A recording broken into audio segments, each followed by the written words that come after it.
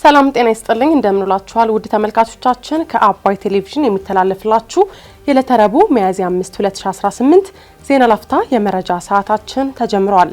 ቅዱስ ሲኖዶስ በትግራይ ክልል ያለውን ወቅታዊ ሁኔታ ጨምሮ በአራት አጀንዳዎች ላይ ተወያይቶ ውሳኔዎችን ማሳለፉን የተባበሩት መንግስታት ድርጅት ዋና ጸሐፊ አንቶኒዮ ጉተሬስ አዲስ አበባ መግባታቸውን ህገወጥነትን በተከተለ መንገድ ተሰማርቷል የተባለው የመገናኛ ብዙሃን ካውንስል በመባል የሚታወቀው የሲቪል ማህበር ከድርጊቱ እንዲቆጠብ ማሳሰቢያ እንደተሰጠው ጨምሮ ሌሎች መረጃዎችን ይዘንላችሁ ቀርበናል።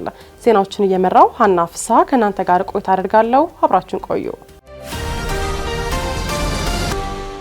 ቅዱስ ሲኖዶስ በትግራይ ክልል ያለውን ወቅታዊ ሁኔታ ጨምሮ በአራት አጀንዳዎች ላይ ተወያይቶ ውሳኔዎችን አሳለፈ።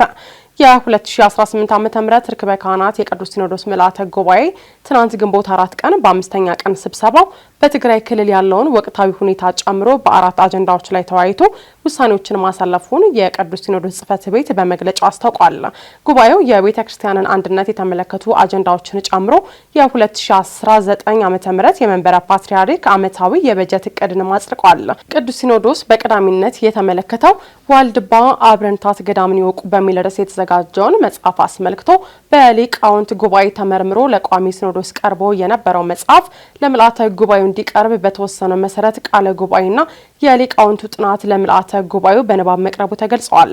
በዚህም ዋልድባ አብረንታት ገዳምን ይወቁ በሚል ርዕስ የተዘጋጀው መጽሐፍ በሊቃውንት ጉባኤ ተመርምሮ ከቤተ ክርስቲያን አስተምሮ ውጪ በመሆኑ መጽሐፉ እንዲወገዝ ሲል ያቀረበውን ሀሳብ ጉባኤው አድምጦ የመጽሐፉ ስርጭት በየትኛውም አህጉረ ስብከት እንዳይሰራጭ እንዲደረግም ቅዱስ ሲኖዶስ ወስኗል።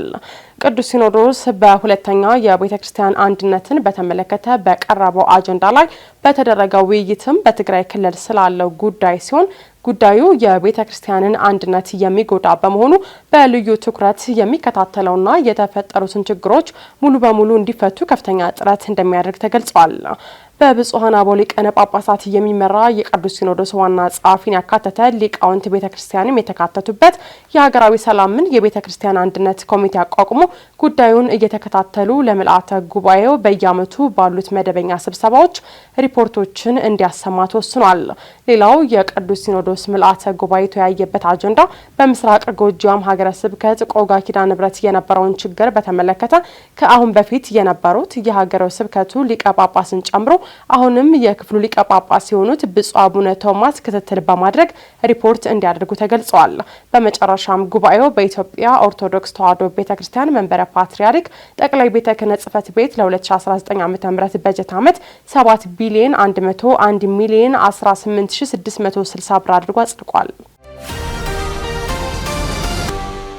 የተባበሩት መንግስታት ድርጅት ዋና ጸሐፊ አንቶኒዮ ጉተሬስ አዲስ አበባ ገቡ። የተባበሩት መንግስታት ድርጅት ዋና ጸሐፊ አንቶኒዮ ጉተሬስ የተባበሩት መንግስታት ድርጅት የተመሰረተበት 80ኛ ዓመት ክብረ በዓል ዝግጅት ላይ ለመታደም ትናንት ምሽት አዲስ አበባ ገብተዋል። የተባበሩት መንግስታት ድርጅት ዋና ጸሐፊ አንቶኒዮ ጉተሬስ ቦሌ ዓለም አቀፍ አውሮፕላን ማረፊያ ሲደርሱም ምክትል ጠቅላይ ሚኒስትር ተመስገን ጥሩነህ እንዲሁም የጤና ሚኒስትር ዶክተር መቅደስ ዳባ አቀባበል አድርገውላቸዋል። የተባበሩት መንግስታት ድርጅት እንደ አውሮፓውያን አቆጣጠር በ1945 ሲመሰረት ኢትዮጵያ ቻርተሩን ከፈረሙ 51 ቀዳሚ መስራች ሀገራት መካከል አንዷ የነበረች ሲሆን ይህም ላለፉት 80 ዓመታት ጠንካራ አህጉራዊና ዓለም አቀፋዊ ይዘት ኑሮት እስካሁን ቀጥሏል። ይህ በእንዲህ እንዳለ 10ኛው የአፍሪካ ህብረትና የተባበሩት መንግስታት ድርጅት የከፍተኛ ደረጃ ውይይት ዛሬ በህብረቱ ዋና መቀመጫ አዲስ አበባ የሚደረግ ሲሆን በውይይቱም የአፍሪካ ህብረት ኮሚሽን ሊቀመንበር መሐሙድ አሊ ዩሱፍና የተባበሩት መንግስታት ድርጅት ዋና ጸሐፊ አንቶኒዮ ጉተሬስ እንደሚገኙ ይጠበቃል። በዚህም በሁለቱ ድርጅቶች መካከል ያለውን ቅንጅት፣ የጋራ ተጠያቂነትና ትብብርን በልማት፣ በአስተዳደር፣ በሰብአዊ ድጋፍና በሰላም ግንባታ እንዲሁም ቅድሚያ በሚሰጣቸው ጉዳዮች ያላቸውን ትስስር ለማሳደግ በሚቻልባቸው ጉዳዮች ላይ ውይይት ይካሄዳል ተብሎ ይጠበቃል።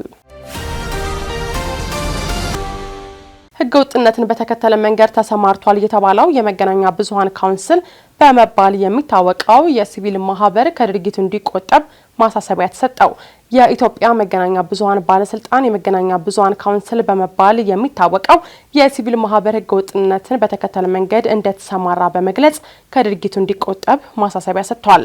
የኢትዮጵያ መገናኛ ብዙሃን ባለስልጣን በትናንትናው ዕለት የመገናኛ ብዙሃን ካውንስል በመባል የሚታወቀው የሲቪል ማህበር ከተቋቋመበት ዓላማና ተግባራት ውጭ እንዲሁም ህገወጥነትን በተከተለና በሚያበረታታ መንገድ መሰማራቱን ገልጿል። ባለስልጣኑ በማህበራዊ የትስስር ገጹ ባሰራጨው መረጃ ትናንት ግንቦት 4 ቀን 2018 ዓ.ም የጋዜጠኞች የሙያ ብቃት ማረጋገጫና የፕሬስ አይዲ እናዘጋጃለን በሚል ተግባር ላይ መሰማራቱን በአመራሩ በኩል መግለጫ ማስተላለፉን አስታውቋል። ባለስልጣኑም ይህንን በህግ ማዕቀፍ ያልተደገፈና በዘርፉ ላይ ያልተገባ ተጽዕኖ የሚያሳርፍ ተግባርን በተመለከተ ከተለያዩ የሚዲያ አካላት ጥቆማና ቅሬታ እንደተቀበለ ተመላክቷል። በመሆኑም ካውንስሉ እያካሄደ ያለው ተግባር የህግ መሰረት የሌለውና በምንም አይነት መስፈርት ተቀባይነት እንደሌለው የገለጸው ባለስልጣኑ ከዚህ አሳሳች ድርጊቱ እንዲቆጠብ አሳስቧል። በመቅደላ ጦርነት ወቅት በብሪታንያ የተወሰዱ ቅርሶች ለኢትዮጵያ መመለሳቸውን በለንደን የኢትዮጵያ ኤምባሲ አስታወቀ። የ1868ቱን የመቅደላን ጦርነት ተከትሎ ወደ ብሪታንያ የተወሰዱት ከዳግማዊ አጼ ቴዎድሮስ ጋር የተያያዙ ቅርሶች ትላንት ዕለት በላንካስተር ኩምብሪያ ዩኒቨርሲቲ በሴንት ማርቲን ቻፕል በተካሄደ ስነ ስርዓት ወደ ኢትዮጵያ ተመልሰዋል። ለኢትዮጵያ ከተመለሱት ቅርሶች መካከል የዳግማዊ አጼ ቴዎድሮስ የጸጉር ዘለላ የሚገኝበት ሲሆን ዶክተር አሉላ ፓንክረስት ቅርሶቹን በኢትዮጵያ ቅርስ ባለስልጣን ስም ተቀብለዋል። የኢትዮጵያ ቅርስ ባለስልጣን ዋና ዳይሬክተር ፕሮፌሰር አበባው አያሌው በበኩላቸው የቅርሶቹ መመለስም ታሪካዊ ፋይዳ ያለውና የኢትዮጵያን ማንነትና ትውስታ የሚወክል መሆኑንም ገልጸዋል። የተመራማሪው ኢዮብ ዴሩሊ የግል ተነሳሽነት ቅርሶችን ወደ ሀገር ቤት የመመለሱን ሂደት ለማከናወን የረዳ መሆኑም ተገልጿል። በርክክብ ስነ ስርዓቱ ላይም ኢትዮጵያውያን የሃይማኖት አባቶች፣ የእንግሊዝ ምሁራን፣ በለንደን የኢትዮጵያ ኤምባሲ ዲፕሎማቶችና የሙዚየም ተወካዮች መገኘታቸው ተገልጿል። በዝርዝር ወደ ያዝነው መረጃ ስናልፍ ደግሞ ትራምፕ የኢራንን የኒውክሌር ፕሮግራም ማስቆም ከአሜሪካ የኢኮኖሚ ፈተና ይበልጣል ሲሉ ሳውዲ አረቢያ በበኩሏ ኢራን ላይ ምስጢራዊ ጥቃቶችን መፈጸሟ ተዘገበ። ትራምፕ የኢራንን የኒውክሌር ፕሮግራም ማስቆም ከአሜሪካ የኢኮኖሚ ፈተና ይበልጣል ብለው ተናግረው ኢራን የኒውክሌር ጦር መሳሪያ እንዳይኖራት ማድረግ ቅድሚያ የሚሰጡት ጉዳይ መሆኑን አክለዋል። ሳውዲ አረቢያ ደግሞ በመካከለኛው ምስራቅ ጦርነት ወቅት ይፋ ያልሆኑ በርካታ ጥቃቶችን ኢራን ላይ መፈጸሟ ተዘግቧል። ይህ በእንዲህ እንዳለ ዩናይትድ ኪንግደም የሆርሙዝ ወሽመጥን ለመከላከል የጦር መርከቦችን እንደምትልክም አስታውቃለች።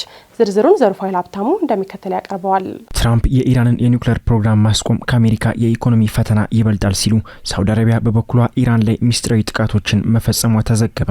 የአሜሪካው ፕሬዝዳንት ዶናልድ ትራምፕ የኢራንን የኒውክሌር ፕሮግራም ማስቆም ከአሜሪካ የኢኮኖሚ ፈተና ይበልጣል ሲሉ ተናግረዋል። ትራምፕ ማክሰኞ ዕለት የአሜሪካንን የፋይናንስ ችግር የኢራንን ጦርነት ለማስቆም በሚያደርጉት የድርድር ውሳኔ ላይ ምክንያት አለመሆኑን አስታውቀዋል። ትራምፕ ቴህራን የኒውክሌር ጦር መሳሪያ እንዳይኖራት ማድረግ ቅድሚያ የሚሰጡት ጉዳይ መሆኑን ለጋዜጠኞች ገልጸዋል። ጋዜጠኞች አሜሪካውያን ጦርነቱን ተከትሎ እየደረሰባቸው ያለውን የኢኮኖሚ ጫና ምን ያህል ከስምምነት እንዲደርሱ ግፊት እንደሚያደርግ ሲጠየቁ ትንሽ እንኳን ተጽዕኖ አያደርግም ብለዋል። ትራምፕ የአሜሪካውያን የፋይናንስ ችግር ጦርነቱን ከማስቆም በሚያሳልፉት ውሳኔ ላይ ተጽዕኖ እንደማይኖረውም ተናግረዋል። የፕሬዝዳንቱን አስተያየት እንዲያብራሩ የተጠየቁት የዋይት ሀውስ ኮሚኒኬሽን ዳይሬክተር ትራምፕ ዋነኛ ኃላፊነታቸው የአሜሪካኖችን ሰላምና ደህንነት ነው ብለዋል። ኢራን የኒውክሌር ጦር መሳሪያ ሊኖራት አይችልም፣ እርምጃ የማይወሰድ ከሆነ እስካሁን የኖራቸውና አሜሪካውያን ያስፈራሩ ነበር ሲሉም ገልጸዋል። ይህ በእንዲህ እንዳለ ሳውዲ አረቢያ በመካከለኛው ምስራቅ ጦርነት ወቅት ይፋ ያልሆኑ በርካታ ጥቃቶችን ኢራን ላይ መፈጸሟም ሁለት ምዕራባውያንና ሁለት የኢራን ባለስልጣናትን ጠቅሶ ሮይተርስ ዘግቦታል። ሳውዲ አረቢያ የአየር ድብደባዎችን የፈጸመችው ለኢራን ጥቃቶች ምላሽ ለመስጠትም ነው ተብሏል። የሳውዲ ወታደራዊ እርምጃ ከዚህ በፊት ያልተሰማ ሲሆን ኢራን ላይ በቀጥታ ጥቃት መፈጸሟ በይፋ የታወቀው ለመጀመሪያ ጊዜ ነው። የሳውዲ አየር ኃይል ጥቃቱን የፈጸመው ከመጋቢት ወር መጨረሻ አካባቢ መሆኑን ሁለት የምዕራባውያን ምንጮች ለሮይተርስ ተናግረዋል። ሳውዲ ኢራን ለፈጸመቻቸው ጥቃቶች ምላሽ ለመስጠት ድብደባዎችን ማካሄዱን ጨምሮም ተናግረዋል። ሳውዲ አረቢያ ኢላማ ያደረገቻቸው የኢራን ስፍራዎች የትኞቹ እንደሆነም ማረጋገጥም አልተቻለም። የሳውዲ ውጭ ጉዳይ ሚኒስቴር ከፍተኛ ባለስልጣን ስለ ጉዳዩ ተጠይቀው በቀጥታ ሀገራቸው ጥቃት ስለመፈጸሟ ከመናገርም ተቆጥበዋል። የኢራን ውጭ ጉዳይ ሚኒስትርን በጉዳዩ ላይ ማብራሪያ ቢጠየቁም ምላሽ ማግኘት አልተቻለም ሲል ዘገባው አክሎታል። የሳውዲ ጥቃት በመካከለኛው ምስራቅ ግጭትን አስፋፍቷል የተባለ ሲሆን አሜሪካና እስራኤል የካቲት 21 ቀን 2018 ዓ.ም ዓ.ም የጀመሩት ጦርነቱ ለህዝብ ይፋ ባይደረግም በርካታ ሀገራትን ማሳተፉን አመላክቷል። ጦርነቱ ከተጀመረበት ጊዜ አንስቶ ኢራን 6 የባህረ ሰላጤው ሀገራት ላይ የሚሳኤልና የድሮን ጥቃት ፈጽማለች። ዎል ስትሪት ጆርናል እንደዘገበው ደግሞ ዩናይትድ አረብ ኤሚሬትስ ቴህራን ላይ ጥቃት ፈጽማለች። የሳውዲና የኤሚሬትስ በጦርነቱ ውስጥ መሳተፍ የግጭቱን ትክክለኛ መልክ የተደበቀ መሆኑን አጋልጧል። ዩናይትድ ኪንግደም በሆርሙዝ የባህር ወሽመጥ ላይ የሚደረጉ የመርከቦችን እንቅስቃሴ ለመጠበቅ በተዘጋጀ የጋራ ተልዕኮ ላይ ድሮኖችን፣ ተዋጊ ጄቶችንና የጦር መርከብ እንደምታዋጣ ማስታወቃለች። ይህ የዩናይትድ ኪንግደም የባህር ላይ ስምሪት የባህር ውስጥ ፈንጂዎችን ለመለየት የሚረዳ መሳሪያን፣ ጀልባዎችና አየር ቅኝቶችን ለማድረግ የሚያግዙ የጦር ጄቶችን ያካተተ ይሆናልም ተብሏል። ሁኔታዎች ሲፈቅዱ ይጀምራል በተባለው በዚህ የሆርሙዝ መተላለፊያን ለመጠበቅ በሚደረግ ተልዕኮ ውስጥ ከ40 በላይ ሀገራት ይሳተፋሉ። በአሁኑ ወቅት በመካከለኛው ምስራቅ ከ1000 በላይ የዩናይትድ ኪንግደም ወታደሮች የሚገኙ ሲሆን ይህም የጸረ ድሮንና የፈጣን የውጊያ ጄቶች ቡድኖችን እንደሚያካትት የሀገሪቱ መከላከያ ሚኒስትር ተናግረዋል። ባሳለፍነው ወር በዩናይትድ ኪንግደምና በፈረንሳይ ይፋ የተደረገው ዓለም አቀፍ ተልዕኮ በሆርሙዝ የባህር ወሽመጥ ላይ የንግድ መርከቦች እንቅስቃሴን ወደ ነበረበት ለመመለስ ያለመ ነውም ተብሏል። በሌላ በኩል ደግሞ በደቡብ ሊባኖስ በእስራኤል የአየር ላይ ጥቃት 13 ሰዎች መገደላቸውን የሀገሪቱ መገናኛ ብዙሃን ዘግቦታል። እንደ ሊባኖስ ብሔራዊ መገናኛ ብዙሃን መረጃ ከሆነ በምሽቱ በአንድ ቤት ውስጥ በተፈጸመ ጥቃት 6 ሰዎች ሲገደሉ 7 ሰዎች ደግሞ ቆስለዋልም ተብሏል። ማክሰኞ ዕለት የሀገሪቱ ጤና ሚኒስትር በእስራኤል ጥቃት 2 የሕክምና ባለሙያዎች መገደላቸውንም አክሎም አስታውቋል። የዕለተ ረቡዕ የዜና ላፍታ የመረጃ ሰዓታችን የተከታተላችሁትን ይመስል ነበር። አብራችሁን ስለቆያችሁ ከልብ እያመሰገን በያላችሁበት መልካም ቀን